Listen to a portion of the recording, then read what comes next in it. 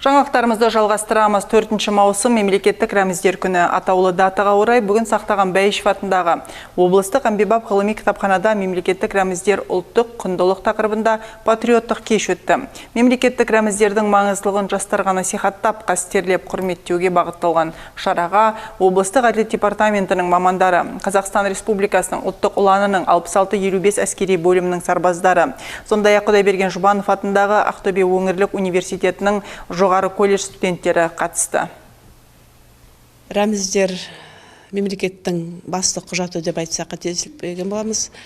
Бүгінгі Сақтаған Бәйішев атындағы облыстық әмбебап ғылыми кітапханасында мемлекеттік рәміздер ұлт мақтаныш тақырыбында өте керемет жастарға патриоттық тәрбие беретін, рәміздеріміздің құндылығын бағалай білуге үйрететін шара өткелі отыр. Небір әлемнің биік шыңдарынан желбіретіп, жүрегімізге мақтаныш ұялататындай дәрежеге жеткізіп жатыр.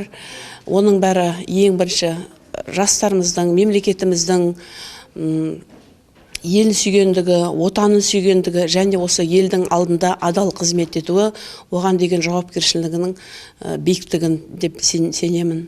Тәрбие беру мақсатында Мемлекеттік рәміздер ұлттық құндылық атты танымдық кеш Қазақстан Республикасының мемлекеттік рәміздер тарихы туралы бейнероликтен басталды. Шара барысында еліміздің рәміздері тәуелсіздіктің белгісі атты жасақталған көрмеге библиографиялық шолу жасалып, патриоттық тақырыпта өлеңдер оқылып, ән шырқалды.